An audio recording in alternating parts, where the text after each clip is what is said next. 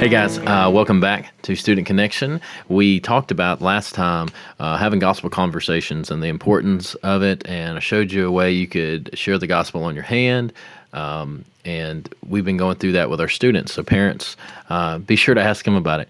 But today I want to briefly talk about kind of a review of what we talked about last summer. Last summer everything was shut down, especially at the beginning of the summer, and we did a lot of online things with our church. And one thing that was incredibly beneficial, in my opinion, and I enjoyed doing it, was the study on family worship.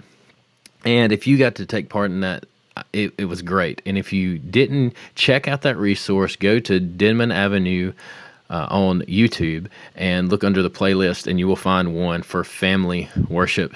And it walks you through several sessions of how, as a family, we can worship together in our homes. And so it'll give you some ideas. Hopefully this summer, if you haven't already started instituting those things, of reading scripture with your family and praying with your family, worshiping as a family, whether it's picking up a guitar or sitting around the piano or turning on a YouTube playlist of worship music and worshiping together. I pray that you would utilize that resource. It's great. It's encouraging. You can watch it as a family, or parents, you can watch it separately. Students as well. I got to talk with a student of mine, former student of mine, who is 30 now, so that makes me feel awesome. But he talked about how even as at that time a 29-year-old, he was incorporating family worship with his infant daughter, and just praying over her and reading scripture with he and his wife and his daughter, and how and encouraging it was, and a great time of getting in that routine of making it a part of their life. And if you would like a resource, here's a great book. It's called Family Worship. There it is, by Donald Whitney. And it's a great resource. If you want to pick it up on Amazon, you can get it there, pretty affordable. And it's just a great resource to have and read through it. And it's a short read. It's really, really skinny. So it's a real short read, and you can do it. But let me encourage you in a couple of ways. One, dig in the Word together.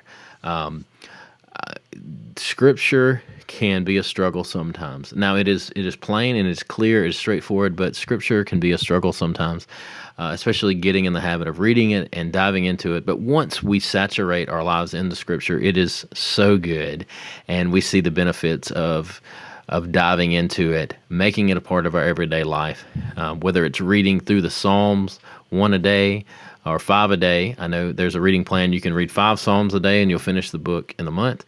Reading a proverb a day. Start there. If you struggle with diving into the Word, start there. Start small. And then just pray about where the Lord would lead you. Do those things. And we talked about that in that study last year. Also, spend time in prayer together. Donald Whitney wrote in one place where it wasn't Donald Whitney, it was Tim Keller. Tim Keller talked about doing family worship with his family, and it seemed like over the years they would start and get in a good routine and good habit of it, and then they would all of a sudden hit a wall and struggle with it. But one thing that they always did, that he said they made a point to do, whether they got to sit around and read the Bible every night or sing a song or songs, they would make sure they prayed together every night.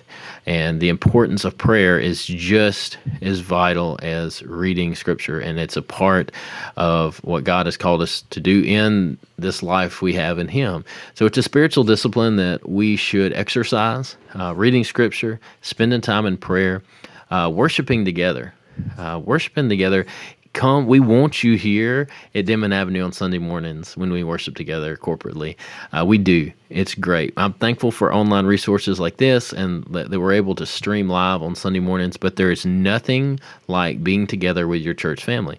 So coming together in corporate worship is important.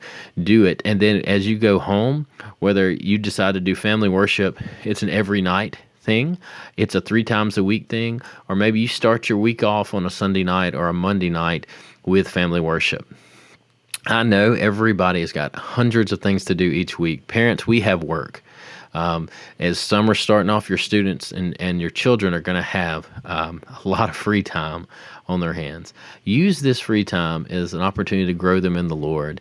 And for younger children, maybe that don't have a relationship with the Lord, point them toward the cross with doing family worship at night. So I encourage you in that.